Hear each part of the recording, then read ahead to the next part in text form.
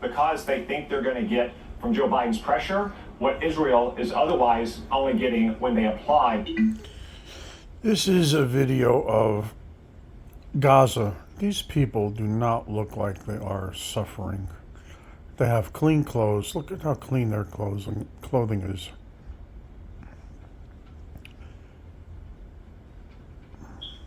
Military pressure to Hamas. At least according to one report I saw, Israel or Netanyahu in that call did agree to reopen the Karab Shalom crossing for humanitarian assistance. Reuters is reporting on this. Here's what it said about Israel's rejection of the Hamas deal.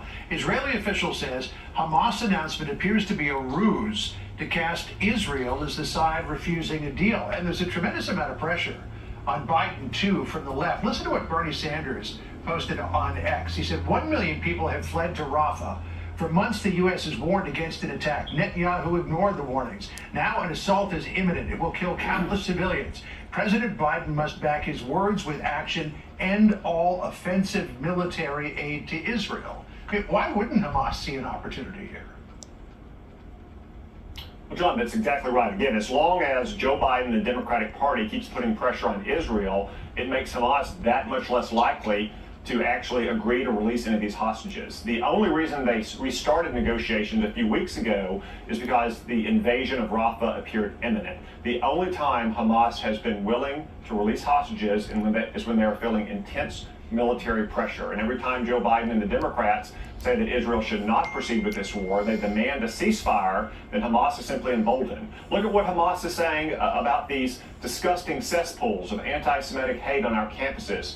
Little Gazas all around the country. They're celebrating them because they know that puts more pressure on Joe Biden and the Democrats to demand that Israel capitulate, as opposed to what they should be doing. Notice also, they also have haircuts, clean shaven. These people want Gazans to stop suffering. They should demand that Hamas release all the hostages and unconditionally surrender.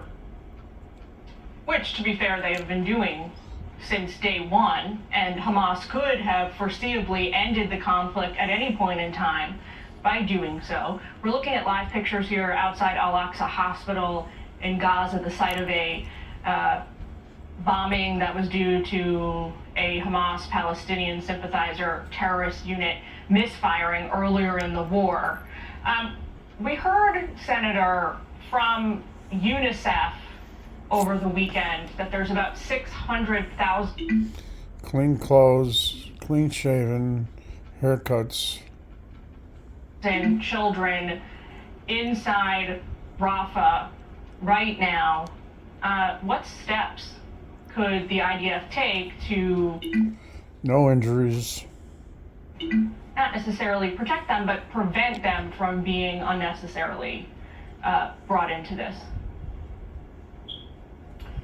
Well, first off, UNICEF is an agency of the United Nations, which itself is a cesspool of anti-Semitic and anti-Israel hate, so I'm not sure I would credit what UNICEF reports. Well, Senator, that number is widely accepted to be true, so I'm just putting that out there.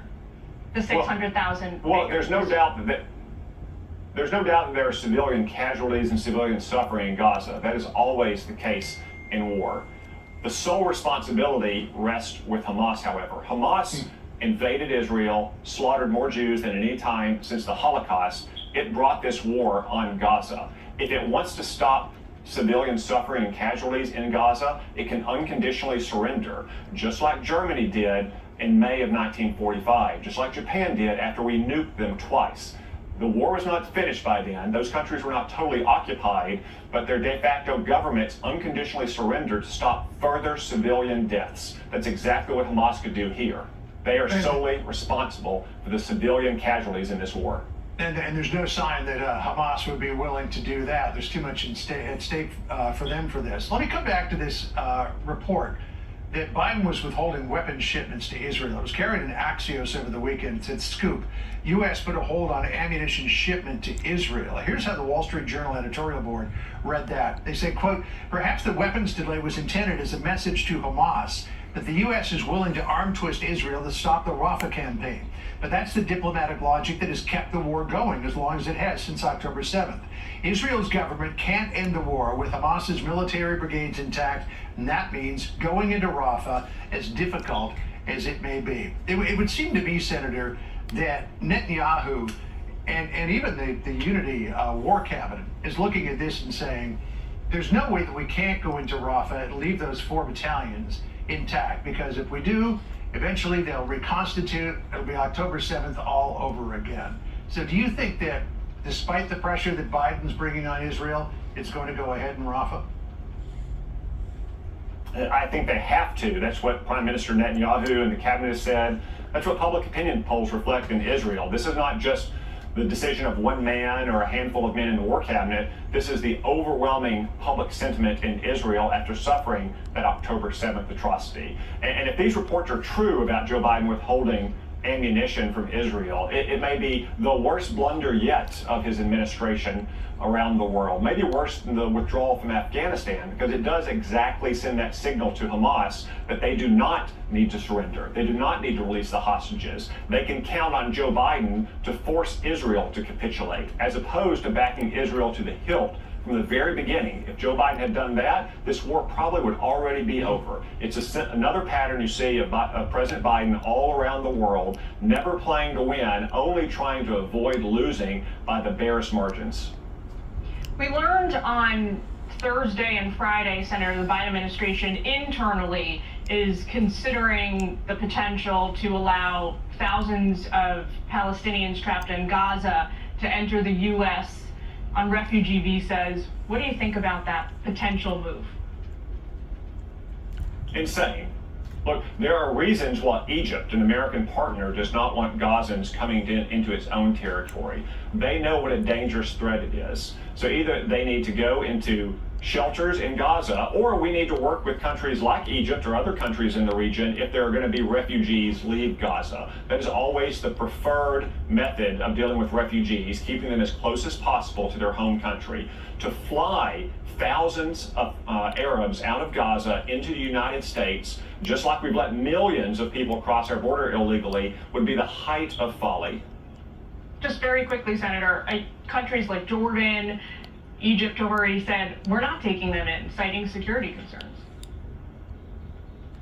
And if Jordan and Egypt won't take them in because of security concerns, what does it say about Joe Biden's judgment to even consider bringing them to the United States? Senator Tom Cotton of the great state of Arkansas, good to catch up with you, sir. Thanks for your time. Thank you. I don't know if you noticed, but you could rewind it, and it says that rockets were fired from Rafah into Israel, killing, I think it said 10 people, 10 Israelis, IDF people. All right. I hope you enjoyed, well, not necessarily enjoyed watching bad news, but thank you for watching. Have a great day.